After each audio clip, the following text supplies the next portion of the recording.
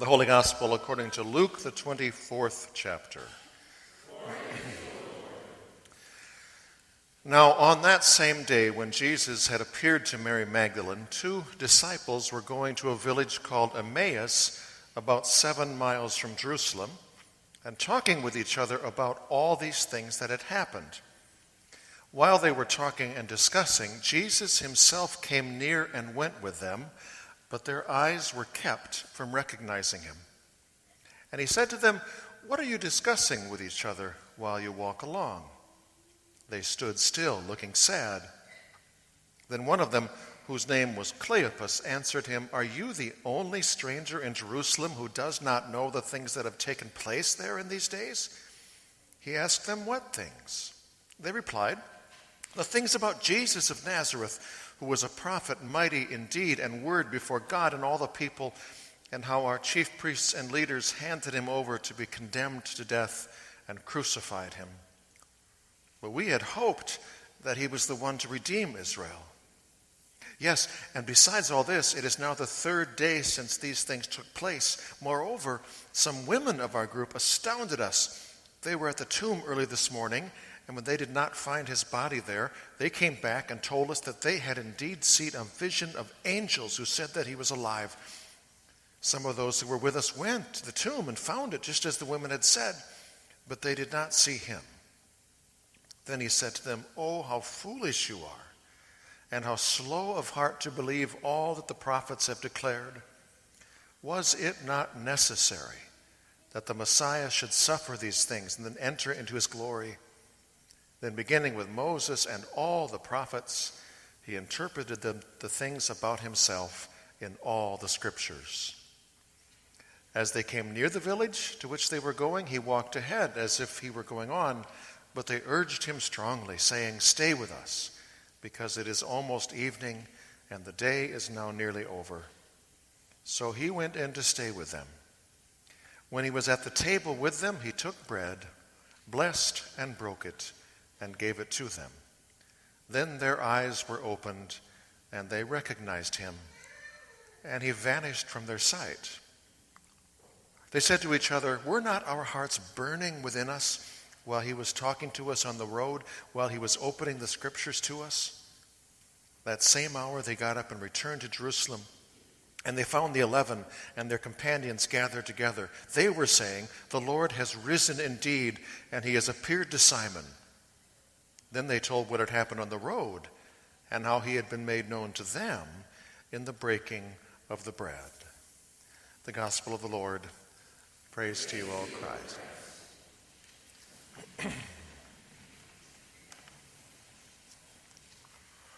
Karl Barth, one of the top Christian theologians of the 20th century, was on a streetcar in his home city of Basel, Switzerland one day when a tourist climbed on the car and sat beside him. They started chatting. "Is this your first visit to Basel?" Barth inquired. "Yes," said the tourist. "Is there anything in particular you'd like to see or do?" Barth asked. "Yes," he said, "I'd love to meet the famous theologian Karl Barth." "Do you know him?" "Well, as a matter of fact, I do," Barth said. I give him a shave every morning." Tourist was delighted. Walking back to his hotel, he shook his head in wonder and disbelief and said to himself, "What were the odds I met Karl Barth's barber?" I, by the way, make no claims to that being a true story. I told it anyway because it reminds me of something that the Bible said was true and was true more than once on the first Easter. And I'm talking about the fact, multiple times, that people saw and talked to the person they would have given anything to see and talk to again, but they didn't realize it was happening even while it was happening.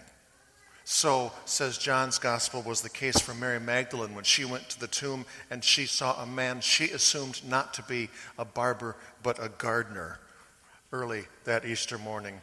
And so too, says our reading from Luke's Gospel today, was the case for a man named Cleopas and his companion, whose name we aren't ever told, on that first Easter late afternoon when they met and visited with a man whom they proceeded to assume was so clueless about current events that he must have been living under a rock or something the last 3 days, which of course it turns out he kind of had. Although he was far from clueless about current events, indeed, he was about to clue them in regarding the mother of all events, past, current, or future. And so, writes Luke, on that Easter day, sometime after that Easter morning when the disciples had been huddled together in fearful and disillusioned grief, only to be interrupted by too many women even to name correctly or count correctly, who came barging into the room and babbling about angels, preaching sermons about Jesus being risen from the dead, which of course the men knew could only mean one thing, and that is these women in their grief had gone off the deep end. They were now preaching sermons written in fantasy land. Peter, at least, it says, did go to check things out, and he went to the tomb, and he saw that one thing that the women had said was in fact true. There were linen cloths in the tomb, but there was no body, which of course could only mean to Peter that he had no idea what was going on. And so Luke says that Peter decided it was time to just go home. It's interesting because he doesn't say what that means. We know that Peter's hometown was Capernaum on the Sea of Galilee, at 100 miles northeast from where he was. I'm not against the thought that in fact, by this point, Peter was heading to Capernaum 100 miles northeast, that he'd just seen enough and it was time to get out of Dodge.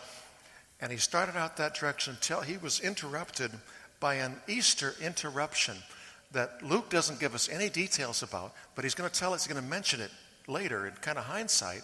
And that Easter interruption is going to turn him from his journey home 180 degrees, not just for the rest of that day, but for the rest of his life. Hold the thought of that in mind. We'll come back to it later. So anyway, it's after all of that, says our text, starting at Luke 24:13, that two others who had met Jesus and heard Jesus and saw Jesus and started following Jesus and had also pinned their highest hopes on Jesus, decided it was time for them to go home too. But Luke tells us where home was for them. It was a village called Emmaus, about 7 miles from Jerusalem.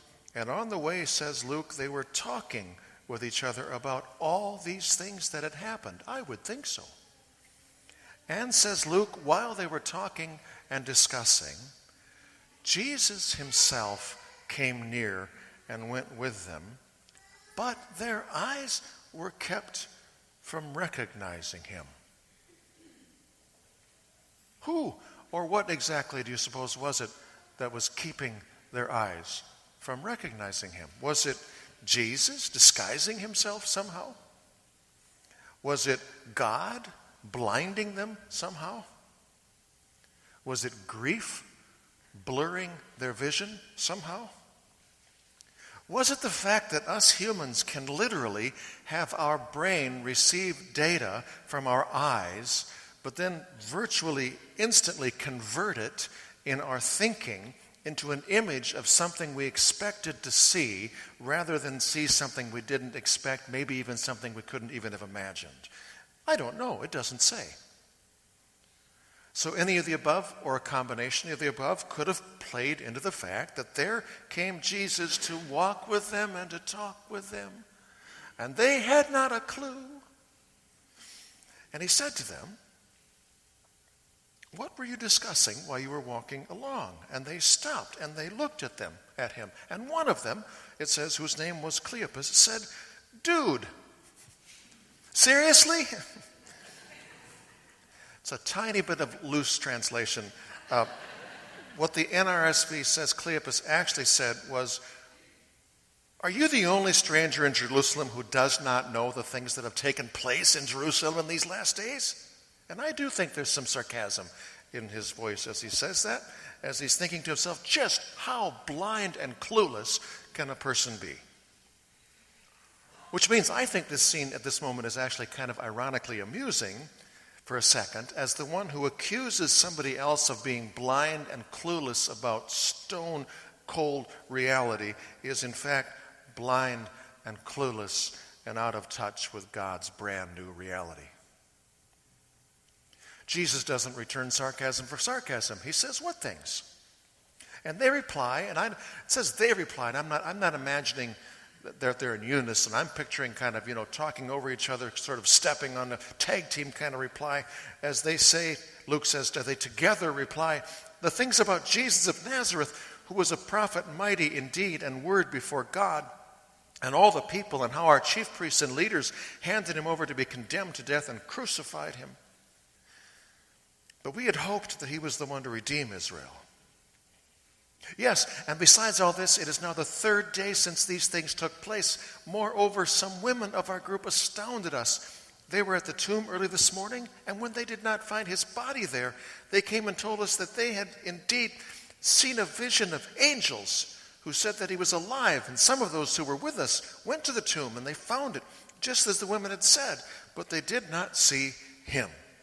Of course, the him they're referring to here is him's body in the grave, which is part of the reason, those expectations that I do think are part of the reason that in this moment they saw no body, at least no body they knew, standing right in front of their noses right now, risen from the grave. By the way, it's hard to imagine find very many verses in the Bible that are much sadder than Luke 24:21, where Luke and Cleopas and his friend, whose name nobody knows, say to this stranger, who in their eyes is nobody they know, "Our chief priests handed him over to be condemned to death and crucified," which is terribly sad. But then it gets sadder as they say, "But we had hoped that he was the one to redeem Israel." There aren't a lot of things much sadder than getting your hopes as high as they've ever been in your entire life and then having those hopes ripped from your heart. And in this case, nailed to a cross and laid in a tomb. Luke 24:25, Jesus said, "Oh, how foolish you are, and how slow of heart to believe all that the prophets have declared." One commentator I read this week said that he thinks it's both because of the context and because of the grief. He suggests that those seemingly harsh words from Jesus could actually be understood in kind of term of endearment fashion, as with kind of an Easter twinkle in his eye. He says, "Oh, you sweet dummies. How could you miss this?" And then says Luke, he continues, "Was it not necessary that the prophet should suffer these things and then enter into his glory? And then beginning with Moses and all the prophets, he interpreted to them the things about himself in all the scriptures." Sisters and brothers, I want to tell you, I would swap every Bible study I've ever taught or sat in on to have been present for this one walking Bible study from Jerusalem to Emmaus, as Jesus, beginning with Moses and all the prophets, interpreted to them the things about himself in all the scriptures. A friend of mine suggested that according to his research and understanding, Jesus interpreting all of the places in the Old Testament that Christians can, anyway, understand as pointing to Jesus or referring to Jesus would be a total of 322 separate passages or verses, which gets me thinking that he must have hooked up with these guys very early on the trip and that they also probably walked pretty slow. But then this walking Bible study drew to an end, and Luke writes, "As they came near the village to which they were going, he walked ahead as if he were going on, but they urged him strongly, saying, 'Stay with us, because it's almost evening, and the day is now nearly over.' So he went in to stay with them. When he was at the table with them, he took bread, blessed and broke it, and gave it to them. Then their eyes were opened, and they recognized him. And he vanished from their sight." They said to each other, "Were not our hearts burning within us while he was talking to us on the road, while he was opening the scripture to us?" And that same hour, they got up and returned to Jerusalem. This was no doubt a way faster trip than the way out had been. And they found the 11 and their companions together. They, meaning the 11, were saying, "The Lord has risen indeed." And remember how I told you earlier that Simon Peter had headed for home but did a 180 for some reason or another? Here's why. "The Lord has risen indeed," the 11 told Cleopas and somebody, "and he has appeared to Simon." Then they being Cleopas and somebody, told what had happened on the road and how he had been made known to them in the breaking of the bread. It's interesting, as we heard last week, it wasn't just doubting Thomas. It was all the disciples who, when they first heard that Jesus was risen from the dead, they did not believe it. They doubted it. They didn't believe a single thing those women had said, whether it was saying they saw him alive or saying they saw angels who said it was alive. It all fell on disbelieving ears. And then come those two in today's text, Cleopas and whoever, who are now seen to be not just deaf, but blind to that reality, even when he came and walked with them and talked with them, risen from the dead. Still he came to the doubting, to the unbelieving, to the blind, to these two, Cleopas and whoever, literally to be with them. But as I said, in the case of these two, him literally being risen from the dead and literally coming, literally to be with them is literally still not enough for them to see him. So he keeps coming by making himself known with even more than his physical presence. And how does he do that? In the breaking of the bread, which, by the way, was an early Christian designation for Holy Communion. Which is to say that between the Bible study on the road and the meal around the table, one thing this story clearly says is something Luther, for one, totally believed and said over and over and over again, and that is that the risen Christ comes to his people most clearly through word and sacrament. The holy gospel taught and proclaimed, the water of baptism poured out, the bread and wine of Holy Communion handed out. With that in mind, I wonder, I don't have anybody to back me up on this, I'm just wondering, if the reason Luke never names the name of whoever it was with Cleopas and Jesus that day could possibly be because he or she wasn't someone from that day. I wonder if there's any possibility that unnamed someone might possibly have been Luke's way of writing us, you and me, into the story. You and I who, when we gather around word and sacrament, maybe we see him. But then again, maybe we're blind. Maybe we're sure of him. But then again, maybe we doubt. Maybe we believe in him more than we believe in anything. But then again, maybe we don't. And maybe, you and I being real us's in a real world, maybe at one time or another, maybe at the very same time sometimes, we are all of the above. And so he comes. And he keeps coming to all of the above in the word and in the breaking of the bread. And why does he come even when we real life us's are both deaf and blind? Sometimes he comes because he promised. And if Easter proves anything to us, it is that ours is a Savior who keeps his promises. Promises like, this is my body, this is my blood, this is me. And promises like the promise, I am with you always. With you always. whether you see him or whether you don't.